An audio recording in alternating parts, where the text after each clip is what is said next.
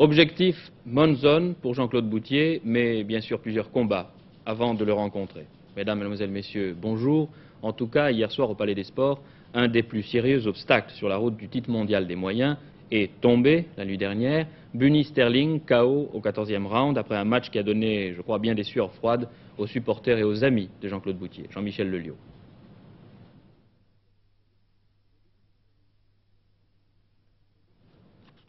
Au début du 13e round, après 40 minutes de combat, Sterling a 2 points d'avance sur le carnet de l'arbitre. Il a alors 2 possibilités. Essayer de continuer son avantage ou alors abattre son adversaire. C'est Bouttier qui réussit une première fois. Un uppercut sec au menton, vous l'avez vu. Nous allons revoir d'ailleurs cette action parce qu'au cours de ce combat, au moment précis où Bouttier touche une première fois, Sterling affirme que c'est le genou de Bouttier dans la chute qui l'a ensuite gêné et pratiquement mis KO. Regardez. Effectivement, le genou de Bouttier sur la gorge de Sterling, mais les uppercuts avaient auparavant fait leur œuvre. Porté par 12 000 spectateurs, Bouttier poursuit son action. Il sait que le Jamaïcain est encore groggy, encore des accrochages. L'arbitre va séparer souvent les deux hommes. À ce moment-là, le champion d'Europe n'avait pas encore refait totalement son retard. 30 secondes plus tard, après le premier knockdown, Bouttier va toucher une deuxième fois au menton d'une droite très sèche.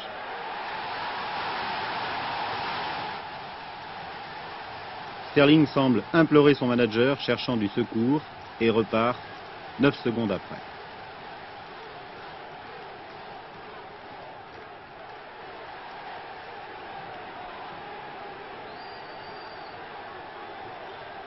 Enfin, toujours au cours de ce 13e round décisif, il y aura une nouvelle chute des deux boxeurs. Il semble qu'il n'y ait pas eu véritablement de coup de Bouttier, vous allez le voir, pour provoquer ce 3e knockdown. Mais Sterling était encore sous l'effet des deux premiers et ses jambes ne le portaient plus, il s'accrochait.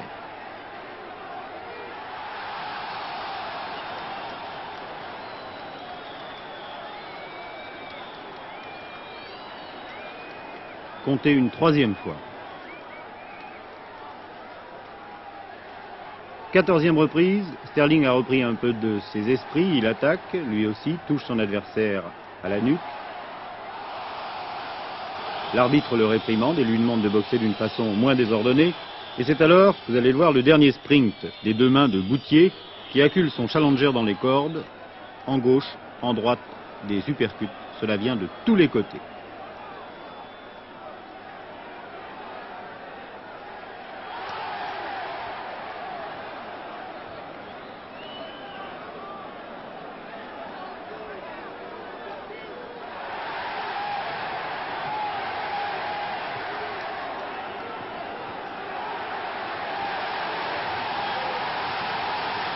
Sterling est complètement KO, presque à genoux, et l'arbitre autrichien à terre maintenant. L'arbitre autrichien arrête le combat après avoir compté 10. Bouttier reste champion d'Europe.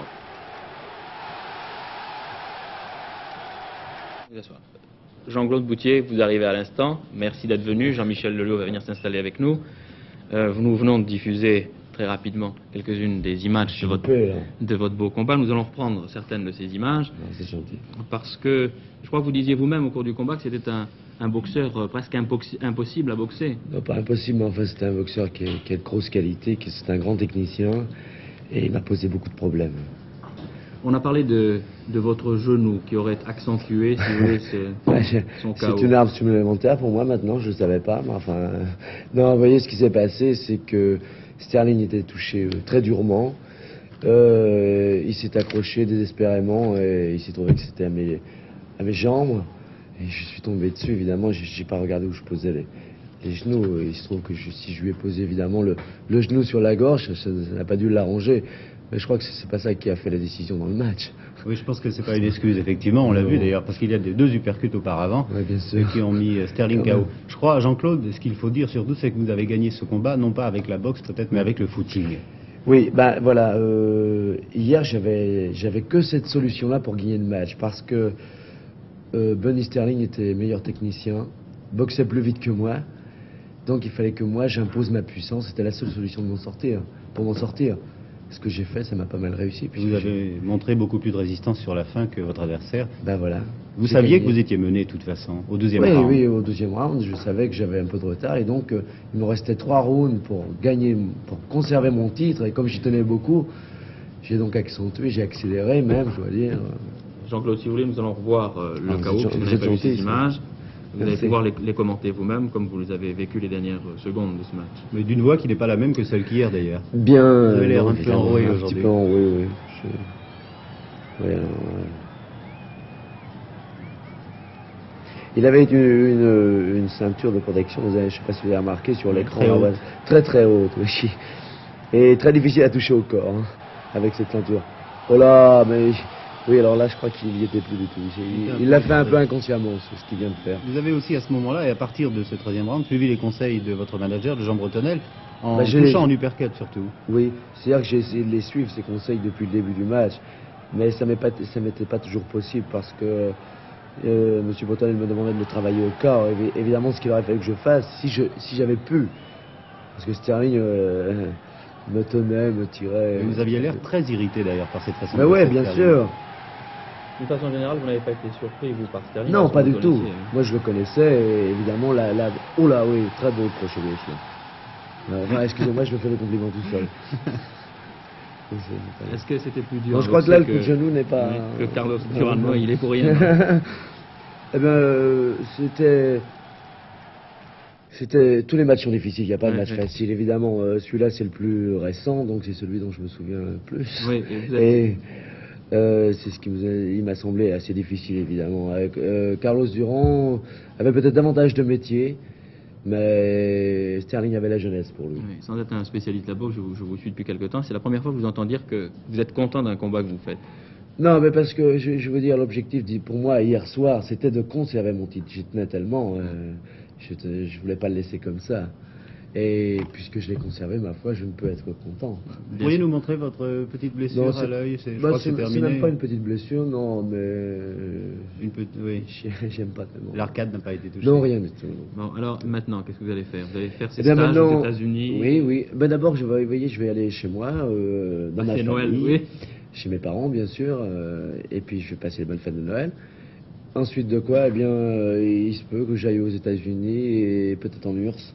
Et vous comptez, je crois, boxer au mois de janvier. Je voudrais que vous nous expliquiez, aux téléspectateurs, pourquoi vous vous plaignez du manque de compétition. Qu'est-ce qui vous manque? Parce que vous vous La entraînez... compétition, ben oui, mais l'entraînement c'est une chose et la compétition c'est autre chose. Vous savez que dans n'importe quel sport, n'importe quel domaine, je pense qu'un athlète, un coureur à pied, s'il n'a pas de compétition, ne sait pas où il est. Un coureur automobile, c'est la même chose. Et un boxeur, donc c'est la même chose. Dans votre objectif, c'est d'essayer de remonter le plus vite possible sur Ben un oui, ring. parce que depuis mon championnat d'Europe contre Carlos Durand, je n'avais disputé que 4 rounds en 7 mois. Pour rencontrer un type de la valeur de Sterling, c'était pas suffisant. Enfin, je ne sais pas si je me trompe, mais c'est la 3e fois que vous allez aussi loin dans un combat. Oui. Les 2 premières fois, c'était contre De Lima. Et la 3e fois, c'était hier soir, en 15 Avec, rounds pour De Lima et ouais. 13 rounds. Ah non, 15 rounds pour Durand. 15 rounds pour Durand, C'est effectivement. vraiment, ouais. Et vous sentez le championnat du monde au bout de vos points? Non, je me le sens pas au bout des points encore. Et évidemment, maintenant, on y pense de plus en plus parce que du fait que je viens de battre Sterling, qui lui était classé dans les tout premiers mondiaux, quoi, bien sûr. Je suis obligé d'y penser de plus en plus. Mais avant ça, il me faut effectuer justement des matchs durs, et puis un stage aux États-Unis et peut-être en URSS. On ne sait pas encore. Merci Jean-Claude Bouthier d'être venu et je retiens que vous avez rendu un hommage sans doute mérité au boxeur que vous avez rencontré hier soir et que vous avez mis KO, 14e round, après un très beau et certains ont dit difficile combat. Les affaires politiques maintenant. Le président Nixon, vous allez le voir tout de suite, a eu besoin du bras de M. Hiss pour ne pas tomber à l'eau. Il a en effet glissé sur cette passerelle et le premier Britannique qui a le pied marin, on le sait déjà, a pu le retenir. Ce n'est pas pour cette raison que le président américain a lancé hier un appel au maintien des relations spéciales entre son pays et la Grande-Bretagne, même si elle a choisi de devenir européenne.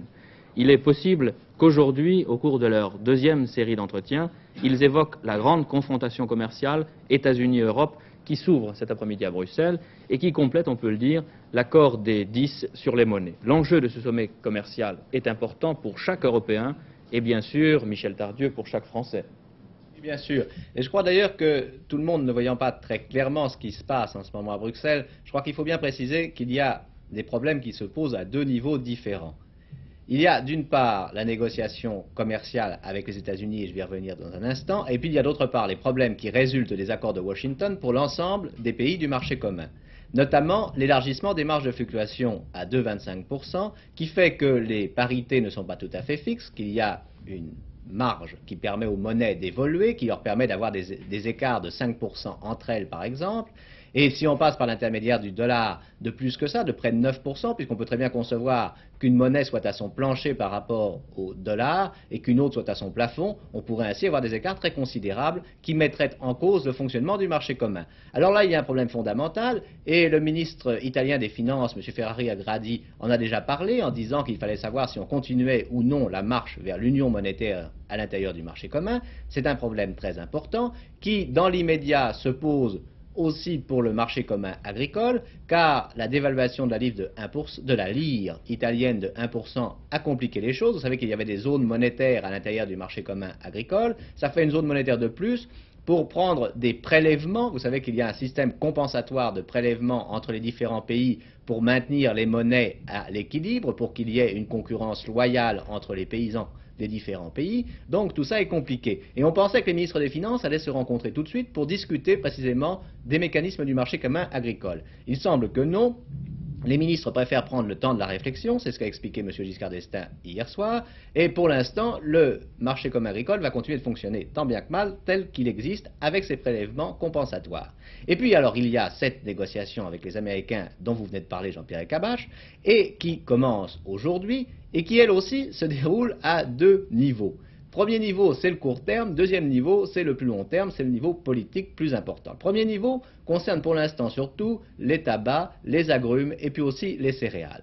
Sur les tabacs et les agrumes, il n'y a pas des problèmes colossaux. Sur les céréales, c'est plus compliqué. C'est tout le problème des surplus agricoles. Vous savez que les États-Unis ont beaucoup de céréales en surplus et ils voudraient que l'Europe stocke une partie très importante de céréales comme les États-Unis le font eux-mêmes. Et là, la discussion risque d'être très difficile. Et puis il y a la négociation à plus long terme, les Américains demandant au marché commun d'accorder moins de tarifs préférentiels avec les pays tiers, les pays qui ne font pas partie du marché commun et qui ne sont pas candidats à l'entrée du marché commun. Parce qu'ils disent que ça finit par créer toute une série de privilèges entre les pays et le marché commun qui se traduisent presque par des mesures protectionnistes à l'égard des États-Unis. Et là encore, la négociation sera très difficile et très longue avec les États-Unis. Et tout ça est important car finalement, de ces négociations plus ou moins techniques, eh bien, doit ressortir tout l'avenir du marché commun proprement dit et de l'Europe. On va savoir si l'Europe se fonde solidement sur des principes monétaires et économiques clairs, et d'autre part tout l'avenir des négociations et des relations commerciales et monétaires entre les États-Unis et l'Europe. Donc des négociations importantes. La politique, députés et sénateurs sont maintenant en vacances, ils sont couchés tôt, très tôt ce matin. La session parlementaire s'est terminée à 4h45 par le vote définitif du projet de loi sur les incompatibilités parlementaires. Projet un peu assoupli, il est vrai, à la demande des sénateurs. Il ne sera pas interdit aux parlementaires d'accepter de nouvelles fonctions. Ils devront en demander l'autorisation, soit au bureau des assemblées, soit au Conseil constitutionnel. Mais l'interdiction demeure pour ce qui concerne les sociétés immobilières. Au printemps, lorsque le Parlement se retrouvera, il faudra qu'il discute de la fonction militaire, il l'a prévu, de la profession d'architecte et surtout de la réforme régionale. Le gouvernement ouvre le dossier économique de la Lorraine et de l'Alsace. Des mesures seront prises cet après-midi au cours d'un comité interministériel que doit présider le Premier ministre, M. Chaban-Delmas. L'État va financer la modernisation du réseau routier de ces deux régions. Strasbourg va être mieux relié par avion aux autres capitales européennes. L'État va subventionner l'aménagement de zones industrielles, en particulier dans le bassin sidérurgique lorrain, et les industriels qui installeront des usines nouvelles dans ce bassin pourront se voir rembourser le quart de leurs investissements. C'est un régime qui, jusqu'à présent, certains le savent bien déjà, ne s'appliquait qu'en Bretagne. Alors, objectif de ces différentes mesures, que nous verrons plus en détail ce soir et demain dans Télémidi, donner un coup de fouet à l'industrie lorraine en crise ouverte, depuis que le déclin du charbon et de l'acier a obligé les sidérurgistes du groupe Wendel et Sidlor à prévoir la fermeture d'un certain nombre d'usines. Mais pour tous ces problèmes, je vous invite à regarder cette enquête de Christian Guy.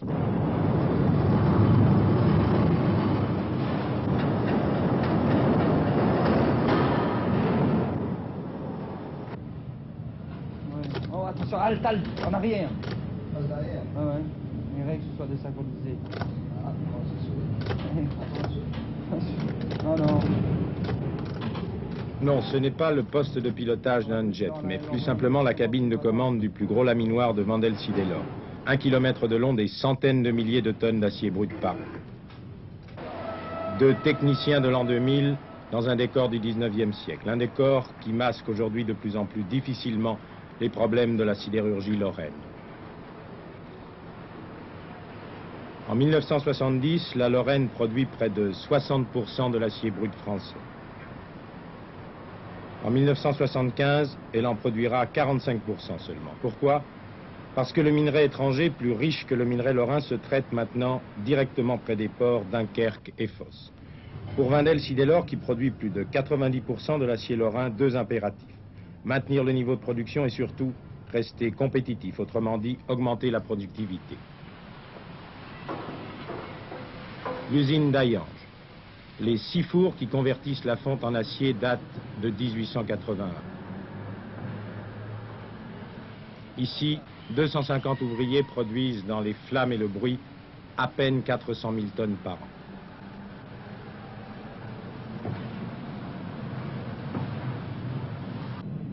À quelques kilomètres, l'usine Sassilor, en service depuis 1969. Ici, 2 fours, entièrement automatisés, et puis quelques dizaines de techniciens devant des tableaux de commande. Et chaque année, 1,5 million de tonnes d'acier. C'est cela la productivité, plus d'acier avec moins d'hommes. En clair, il faut fermer les vieilles usines. Ces 2 petites vallées de la Finche et de l'Orne, c'est l'empire Wendel-Siddelor où travaillent encore 60 000 ouvriers. Depuis le 27 octobre, ils savent que d'ici 4 ans, 12 500 d'entre eux n'auront plus d'emploi. Pour la direction, pas de gros problème, compte tenu des départs volontaires de 4 000 travailleurs temporaires, étrangers pour la plupart. Tout le monde sera en principe reclassé. Mais malgré ces garanties, dans les 2 vallées, on ne comprend pas. C'est qu'ici, depuis un siècle, rien n'a changé, ou presque. Le travail, les hommes, le paysage, aux antennes de télévision près, tout est resté conforme aux gravures du siècle dernier. Et tout ici porte un nom, un seul, de Wendel.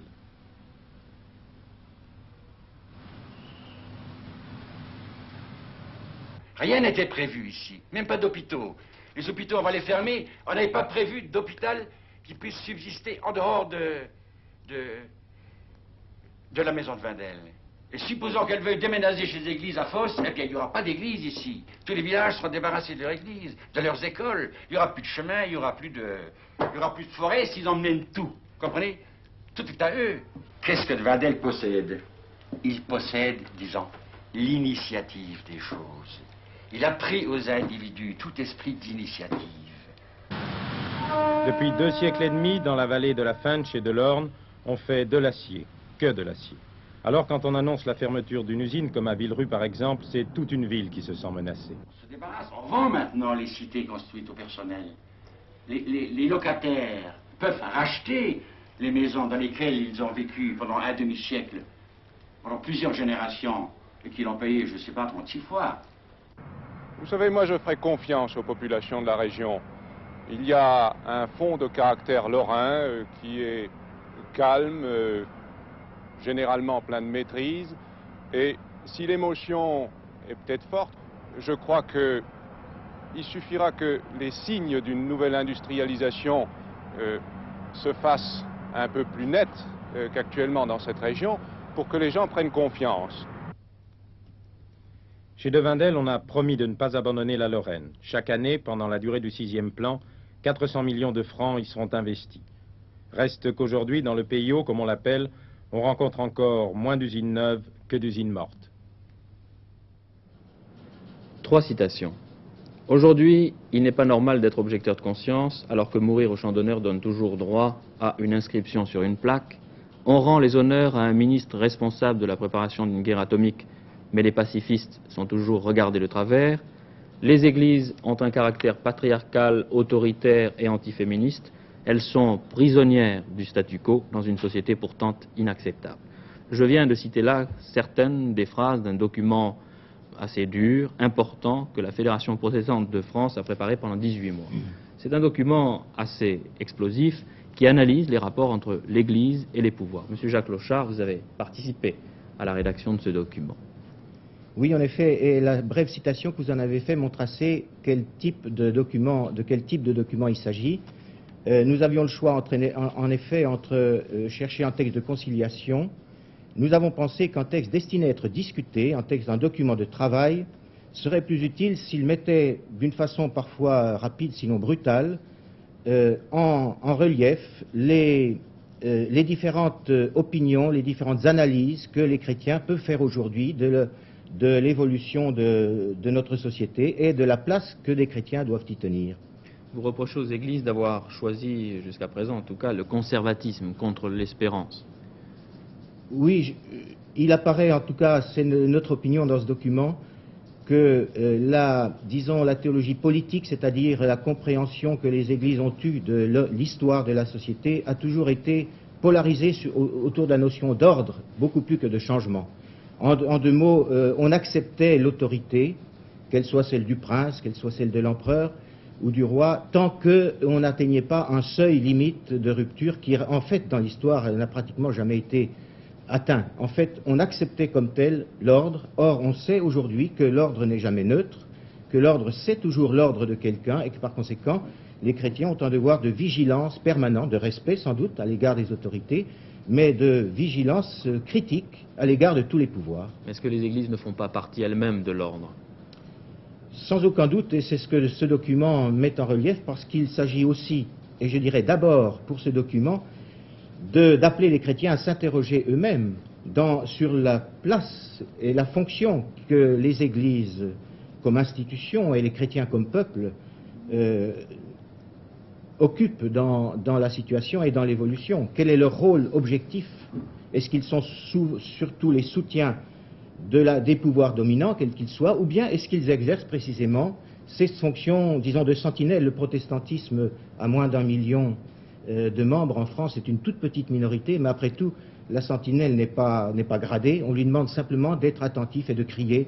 Or, il s'agit ici, je crois, essentiellement, à la fois d'une analyse et d'un cri articulé, d'un cri intelligible. Que devient l'homme dans notre société? Il me semble que vous rejoignez certaines des préoccupations des catholiques.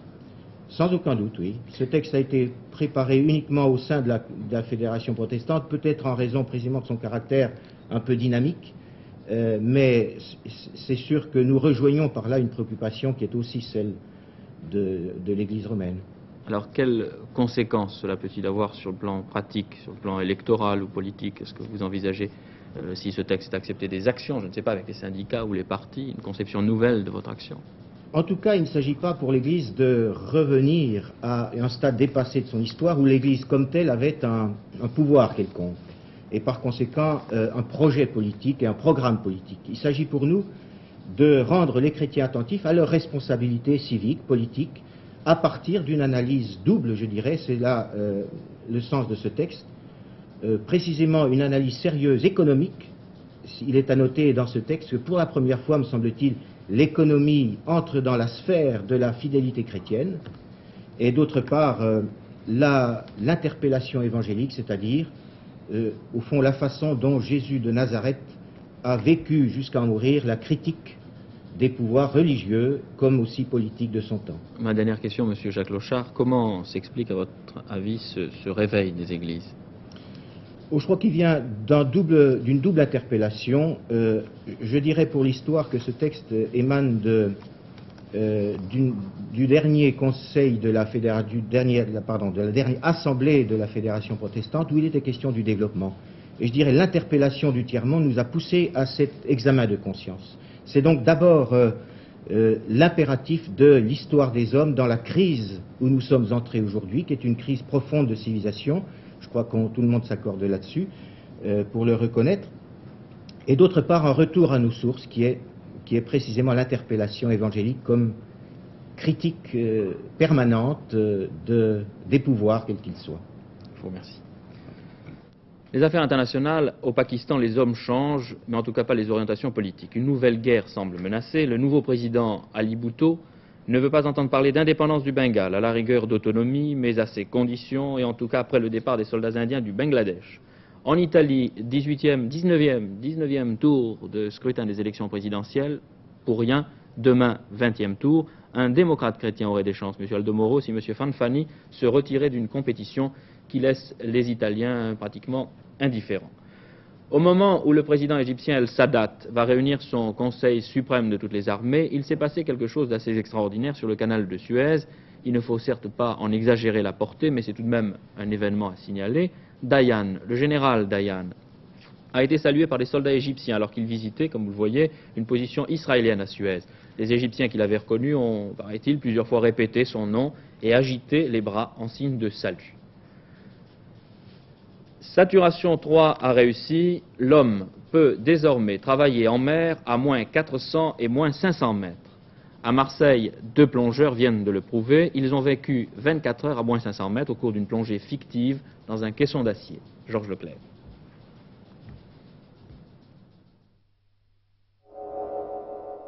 Pour étudier les conditions de travail à grande profondeur, les ingénieurs de la CEMA, le Centre des études marines avancées, ont construit cet appareil étrange, un caisson de plongée fictive, et cela afin d'étudier le comportement humain à 500 mètres de profondeur. Les 2 plongeurs choisis, Yves Homer et Robert Goret, ont 30 ans et près de 10 ans de plongée professionnelle. Ils ont déjà participé à une expérience de ce genre, Précontinent 3, 1 mois à moins 100 mètres au Cap Ferrat pour Yves Homer, et Saturation 1, descente fictive à 250 mètres pour Robert Goret l'an dernier. À l'intérieur du caisson, saturation 3, les conditions sont rigoureusement fixées. Température 32 degrés, humidité relative 50%, pression de l'oxygène 400 millibars. L'atmosphère étant composée de 99% d'hélium et 1% d'oxygène. Le gaz carbonique rejeté, lui, est absorbé par de la chaux soudée. De plus, les 2 hommes sont suivis médicalement grâce à des électrodes. L'an prochain, la CEMA espère atteindre moins 600 mètres, soit la profondeur de travail des futurs sous-marins scientifiques et techniques développés en collaboration avec les pétroliers. Et voici maintenant un épisode de la vie sous-marine présenté par François de Closet.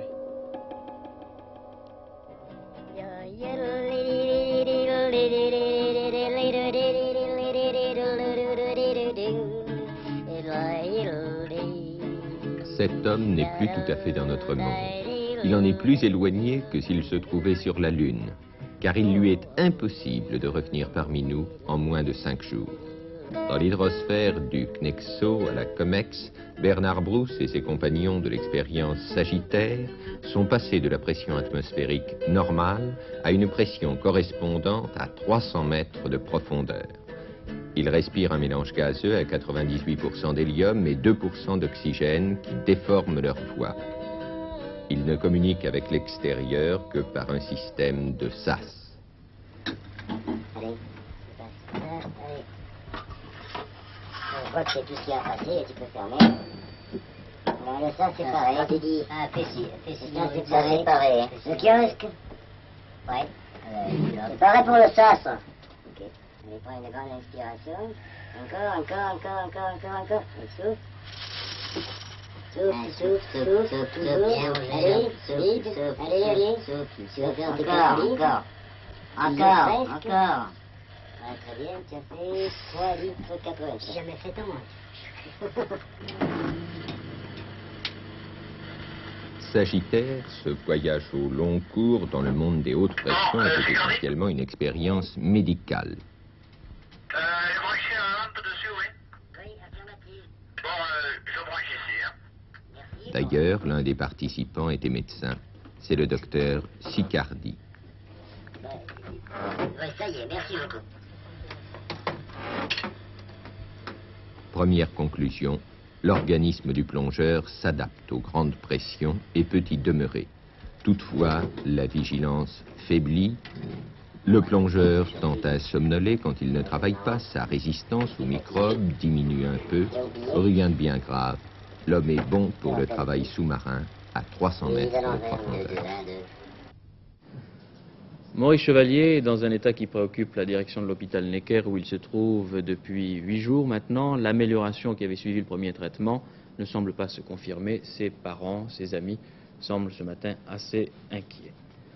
13 degrés à Paris et à Arras, un temps surprenant, et vous l'avez constaté, pour la saison, très doux, plutôt agréable, et qui ne devrait pas changer pour Noël. Quelle que soit en tout cas la température, et même la température de l'eau, 25 Sartois se baignent en hiver dans la Dème. Rien de tel, paraît-il, pour la santé et pour la longévité, à en croire en tout cas leur doyen, M. Poisson, qui a 82 ans. La trempette de décembre à Beaumont-sur-Dème est une coutume et la bonne humeur un principe absolu. La fantaisie et l'humour, dit-on ici, sont des biens trop rares pour qu'on les dilapide, alors tant pis pour ceux qui ne comprennent pas qu'un plongeon en pareille saison est une chose délicieuse. Température extérieure, 8 degrés, le vent est frisqué, le public est chaudement vêtu et les eaux de la Dème sont froides, mais nos 24 frigodèmes, hommes et femmes, en ont vu d'autres. Du petit village au pont du Vauboin, il y a 1 kilomètre parcouru triomphalement. Parmi les combattants du froid, M. Fernand Poisson, 82 ans et 3 mois, il est le doyen des frigodèmes et le maire de Beaumont, lui aussi plongera torse nu dans quelques minutes. Plouf, replouf, les sapeurs-pompiers ne sont pas loin, mais à aucun moment ils n'auront à intervenir. Dans le public, ce sont des ah d'admiration.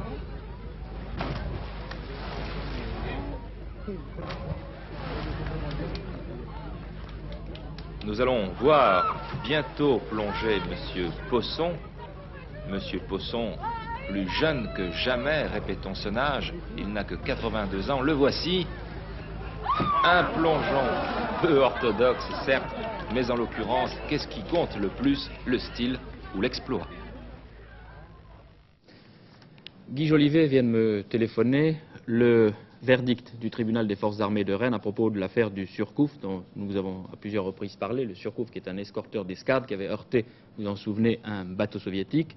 Le capitaine de frégate Akari, qui donc commandait le Surcouf, a été acquitté. L'officier de quart a été condamné à 6 mois avec sursis et il bénéficie, me dit Guy Jolivet, de circonstances atténuantes. Nous aurons l'occasion probablement, dans 20 heures, avec Joseph Pasteur, de revenir sur ce verdict du tribunal des forces armées de Rennes à propos de l'affaire du Surcouf. Les Anglais et l'humour, c'est une chanson connue et presque chaque jour répétée. Un dernier exemple. M. Webb veut saluer l'année 72, dont il attend, paraît-il beaucoup, par un coup de canon. Or, il a un canon, mais pas d'obus. Alors, il a fait passer une annonce dans un journal sérieux de Londres, cherche obus pour essai et cherche homme obus pour essai canon, doit pouvoir résister aux secousses. M. Webb a déjà reçu de nombreuses réponses. Il est en train d'éliminer les candidats qui font plus de 60 cm de diamètre. Avec les gros, dit M. Webb, sans rire d'ailleurs, la friction serait trop forte et trop dangereuse. Michel Tardieu, nous retournons à la Bourse de Paris. À Paris, le franc s'est affaibli, paraît-il, sur le marché financier et sur le marché commercial. Quelle importance faut-il accorder à cette faiblesse peut-être momentanée du franc aujourd'hui?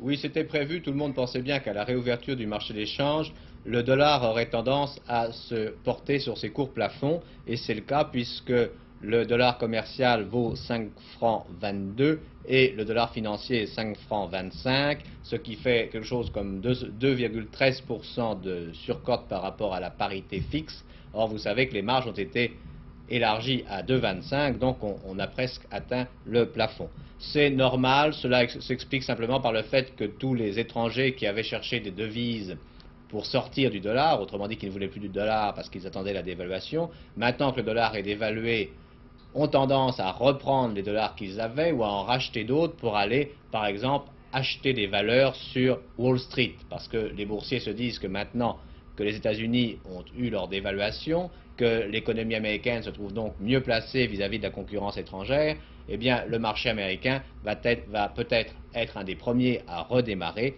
C'est d'ailleurs déjà le cas, puisque Wall Street, depuis la dévaluation du dollar, se porte bien, beaucoup mieux que la Bourse de Paris, qui est toujours morose. Aujourd'hui encore, vous le voyez, vous le verrez au fur et à mesure que vous découvrirez les cours, aujourd'hui encore, les valeurs françaises sont plutôt en train de s'effriter, et les écarts, en tout cas quand il y en a, sont généralement dans le mauvais sens. Je crois que nous avons quelques problèmes de liaison avec la grande salle de la bourse, c'est pour ça que vous ne voyez pas tous les cours, mais ils vont reprendre dans un instant. Je vous disais, oui, les valeurs françaises ont plutôt tendance à s'effriter, et c'est pourquoi donc les les gens préfèrent aller sur Wall Street et acheter du dollar pour aller sur Wall Street. Ça explique un petit peu donc la décote du franc français d'aujourd'hui, mais les choses devraient rentrer dans l'ordre dans les jours qui viennent. De toute façon, M. Giscard d'Estaing a pris des mesures hier qui font plaisir plutôt aux financiers, puisqu'il a allégé légèrement le contrôle d'échange en ce qui concerne les non-résidents, notamment pour tous les étrangers qui pouvaient avoir des portefeuilles en valeur française. Vous savez que depuis la crise monétaire, on avait un peu renforcé le contrôle d'échange et M. Giscard d'Estaing a décidé de supprimer les mesures de renforcement qui avaient été prises. Ce qui ne veut pas dire que le contrôle d'échange, lui, est supprimé, mais les mesures qui avaient été prises pour menacer notamment les étrangers qui avaient des valeurs françaises, les menacer de ne pas pouvoir reconvertir leurs francs en monnaies étrangères, eh bien, ces mesures sont supprimées. De même qu'il y a des facilités plus grandes pour les importateurs. Autrefois, ils devaient régler rapidement leurs importations. Maintenant, les délais sont supprimés. Et puis, pour la domiciliation des importations, il y a aussi des facilités plus grandes. Toutes ces mesures répondent précisément au désir du ministre des Finances de bien montrer que la crise monétaire est en partie terminée. Je ne sais pas si nous avons encore des cours que nous pouvons passer. Je crois que nous n'avons plus de cours, donc nous sommes obligés de vous rendre l'antenne en vous signalant toutefois que le Pinet, je crois que le Pinet est en hausse, le Pinet gagne 1,10 franc, peut-être à la suite de la hausse de l'or que vous avez vue au début de l'émission. Ici, la Bourse de Paris, à vous Jean-Pierre Elkabbach. Vous ne l'avez peut-être pas remarqué, le télécinéma n'a pas fonctionné au cours de ce journal. La grève des techniciens du télécinéma continue, elle entraîne un certain nombre de modifications dans les programmes de la télévision. Ainsi, la belle émission de Georges Walter sur la disparition des Halles, Adieu Baltard, ne sera pas diffusée ce soir à 20h30 comme prévu, mais ce n'est que partie remise. Voilà, Télémidi est maintenant terminé. Merci de nous avoir écoutés. Bon après-midi. À demain.